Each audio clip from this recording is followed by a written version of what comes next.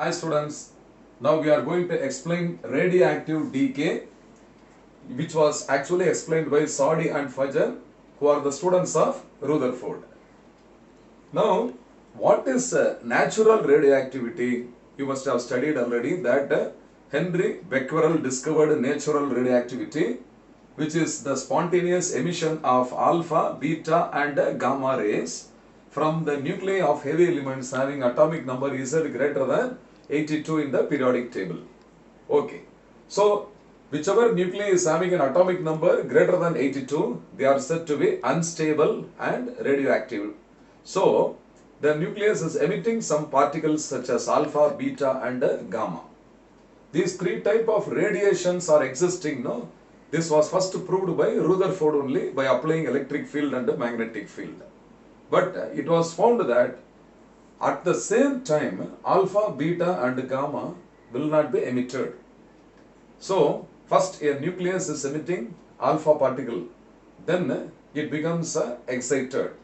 So, to attain the ground state, it will emit a gamma ray photon, or it may first emit a beta particle, namely an electron or positron, and it goes to an excited state, and then to come down to the ground state, it will emit a gamma ray photon. So, alpha, beta and gamma rays are not simultaneously emitted. So, my dear students, the nucleus which is emitting either an alpha or beta will be followed by a gamma ray photon. So, these types of decay only is called as radioactive decay, and the three types of decay process we are going to study are called the alpha decay, beta decay and gamma decay. So, first we are going to study about alpha decay process. You must be knowing that alpha particle is the nucleus of helium atom, whose charge number is 2 and mass number is 4. So, in alpha decay process, a nucleus will emit an alpha particle, and because of that, it will undergo some changes in the atomic number and mass number. So, the element or the nucleus of the element which is emitting the radiation is called the parent nucleus. And after losing some charge number or mass number, the newly formed nucleus is called the daughter nucleus. Okay, students, now we will explain what is the alpha decay process. Now let us consider a nucleus which is named as X. X is a radioactive nucleus whose charge number or atomic number is Z and mass number is A. Now, this is going to emit an alpha particle. As a result, the nucleus is changing into Y. So, along with this, a alpha particle, namely helium-2, this is emitted. So, when it emits an alpha particle, you can see that the nucleus is losing a charge number 2. The parent nucleus is losing a charge number 2 and a mass number of 4. So, what should be the charge number and mass number of the daughter nucleus we are going to see? So, this must be Z minus 2 and the mass number should be A minus 4. So, this is called as a parent, okay, parent nucleus, and this is called, newly formed nucleus is called the daughter nucleus. Have you understood? So, this equation is called the decay scheme of alpha decay process. This is the decay scheme. Suppose if you want to take example, okay, I am going to consider an example. So, for this I will consider uranium nucleus, naturally occurring uranium, that is its charge number is 92 and mass number is 238. So, this particle is coming out of a uranium nucleus. Alpha particle is coming out of the uranium nucleus, so that the newly formed nucleus is thorium. So, along with this helium-2. So, you can now see that 92 is the charge number of the parent nucleus, and the daughter nucleus must have 2 less than the parent. Therefore, it must be 92 minus 2 and this is 90.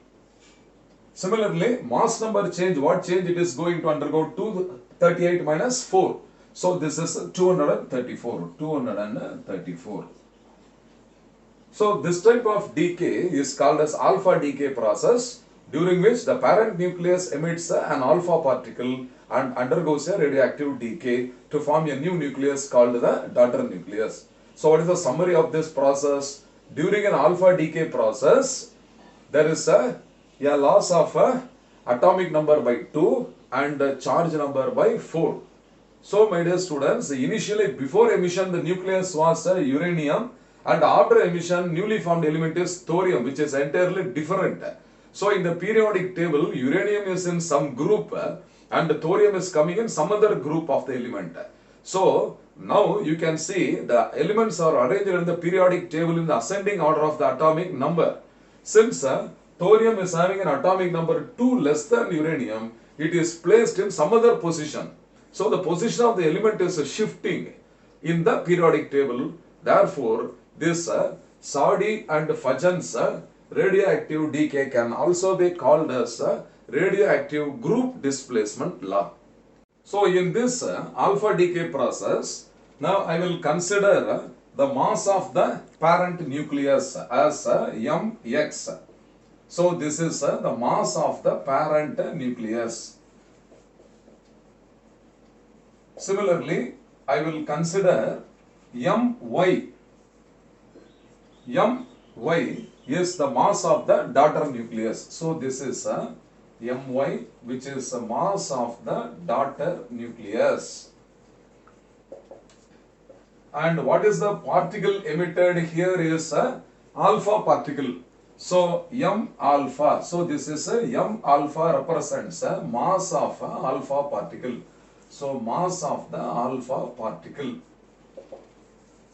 Now we have already studied in the nuclear reactions like this, there is always a loss of mass. Okay students, and there is a mass defect.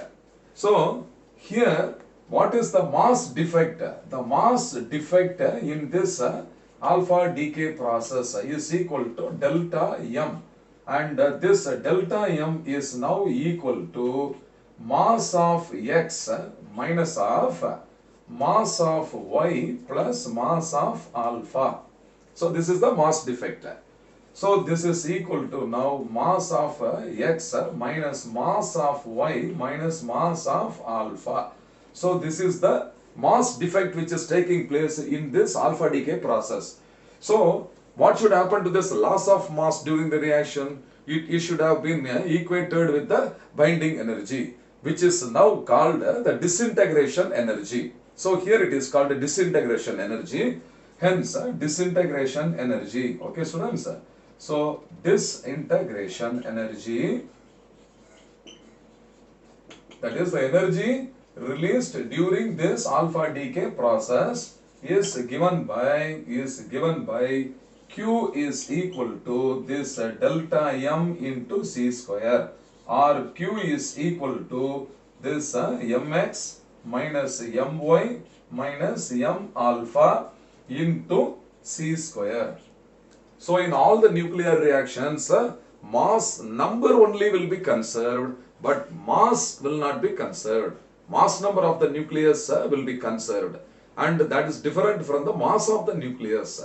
So always in nuclear reactions there is a loss of mass which is equivalent to the binding energy of the nucleus. Fine students.